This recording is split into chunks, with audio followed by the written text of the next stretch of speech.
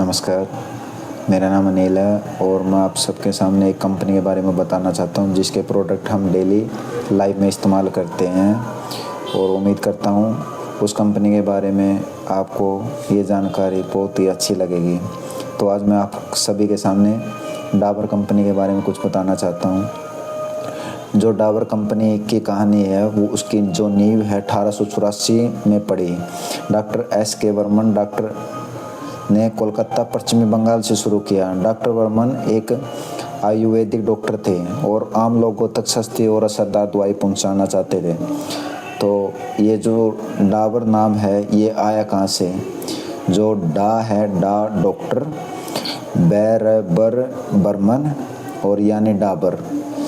तो शुरुआती दौर जो 1884 से 1900 के बीच में शुरू में डाबर ने मलेरिया, हैजा और अन्य बीमारियों के लिए आयुर्वेदिक दवाई बनाई। जल्दी ही ये दवाइयाँ बंगाल और पूरे भारत में मशहूर हो गई। कंपनियाँ धीरे धीरे बिजनेस से ब्रांड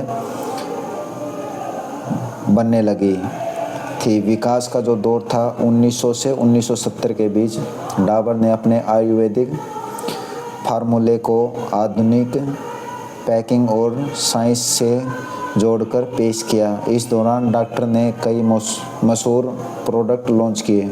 डाबर हनी, च्यवनप्राश, डाबर लाल तेल और डाबर गुलाबरी। 1930 से 1940 के बाद डाबर उत्तर भारत और फिर पूरे देश में फैल गई।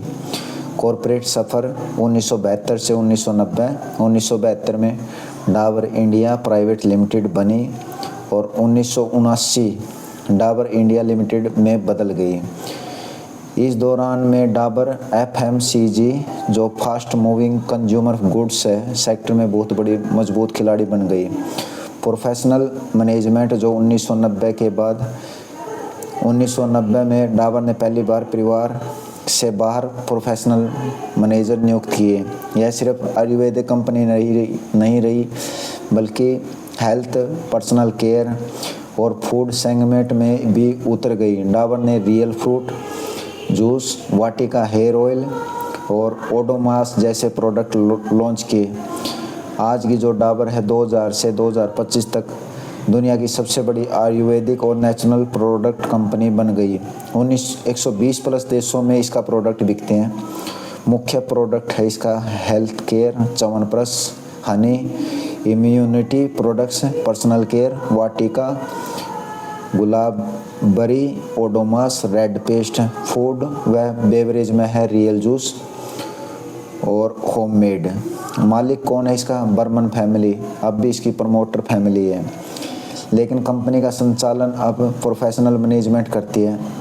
2025 तक कंपनी के चेयरमैन अमित वर्मन थे, है अभी भी।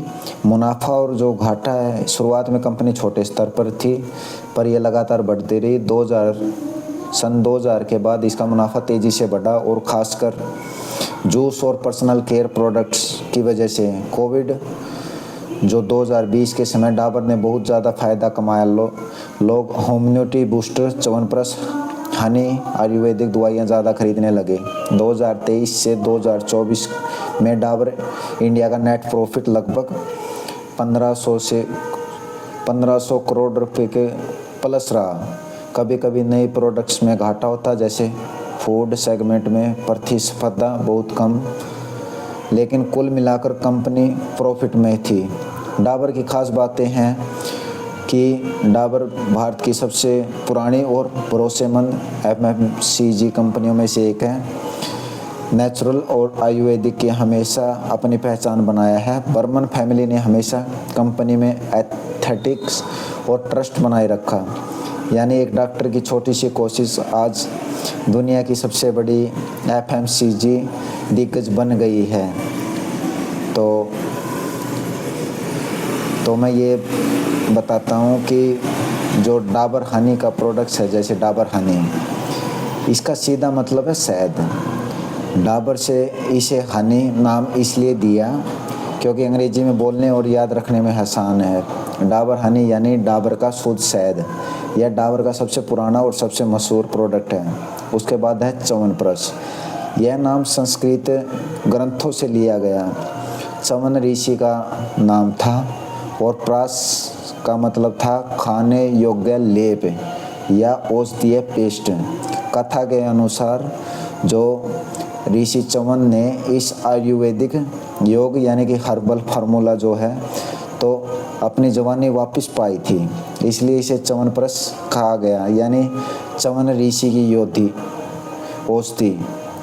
डाबर ने इसे परंपरागत औषधि रेसिपी के आधुनिक पैकेजिंग में बेचकर ब्रांड बना दिया।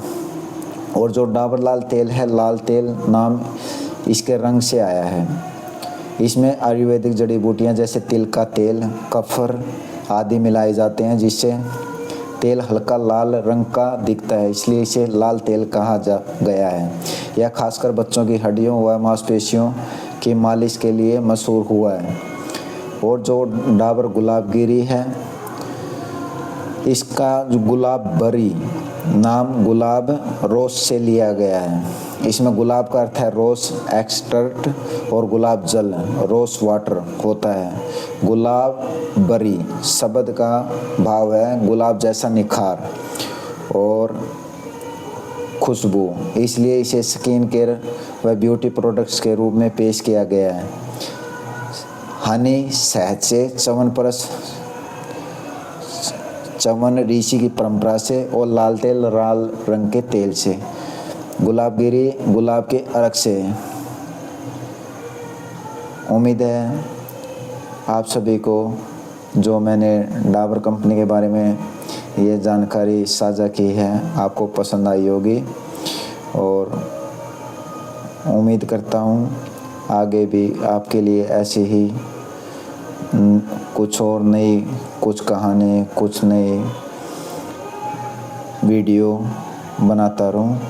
तो आप ऐसे ही सभी दर्शकों का एक बार फिर से तहे दिल से धन्यवाद, आभार और सभी को दिल से नमस्कार।